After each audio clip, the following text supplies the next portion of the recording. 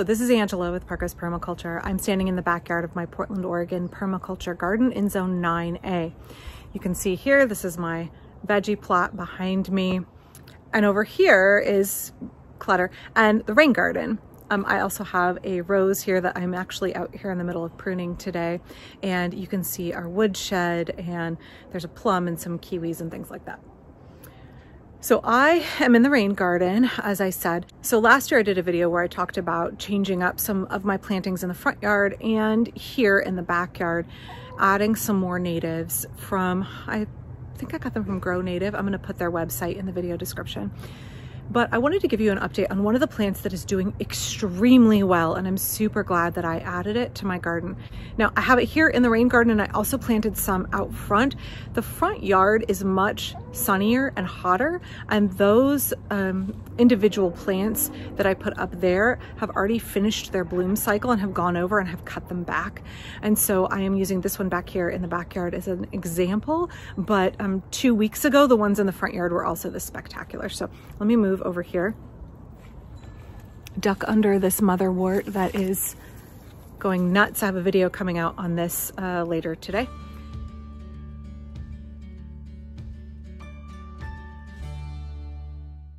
The plant I want to talk about is this one next to me here. This is Monarda fistulosa. It's a terrible name. It is wild bergamot, and this plant has done incredibly well. I'm going to turn this way a little bit and crouch down. It's been rainy, so the ground's pretty wet, but I want you to be able to see. Okay, so this plant has bloomed constantly for me, and it is covered in bumblebees. Yes, honeybees like it. Yes, longhorn bees visit it, and also hummingbirds and hoverflies visit it. But it is really a great bumblebee attractor. They are constantly plastered all over this plant. You can see.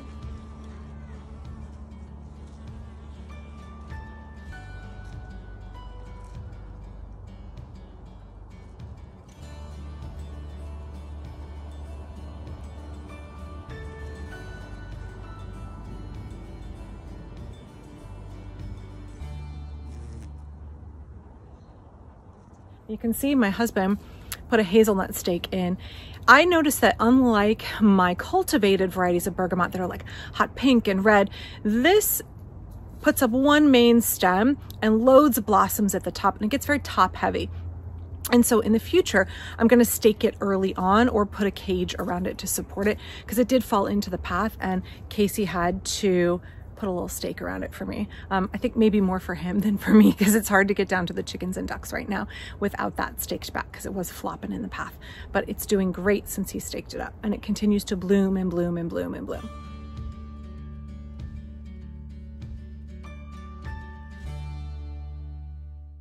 My straight species Echinacea are all doing well. Most of the plants I bought in that kit are doing really well, but this one in particular has done spectacularly, both in the rain garden and out front in my Good Neighbor beds, and has been a consistent source of pollinator food, a pollinator attractor all summer long. And you can tell in mid-August, this one back here is continuing to do extremely well.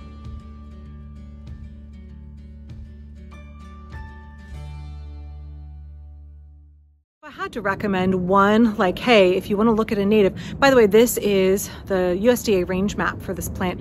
It's pretty much all of the lower 48 and into some of southern Canada, except I believe it's not native to California. But you just want to check and make sure if you're intentionally going for native plants, obviously check the state where you are, because what is native, you know, in one part of the country, America is huge, is not necessarily native elsewhere. So just because something is labeled like native plant, check that it's native where you are, if that's what you're going for.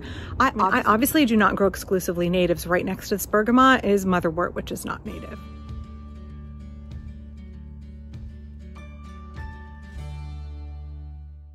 So for me, I have a lot of plants that are very lavender colored, because nature likes to produce a lot of those. And so it wasn't necessarily the color that attracted me, but it's definitely the form of the plant and the benefit of how many pollinators it feeds.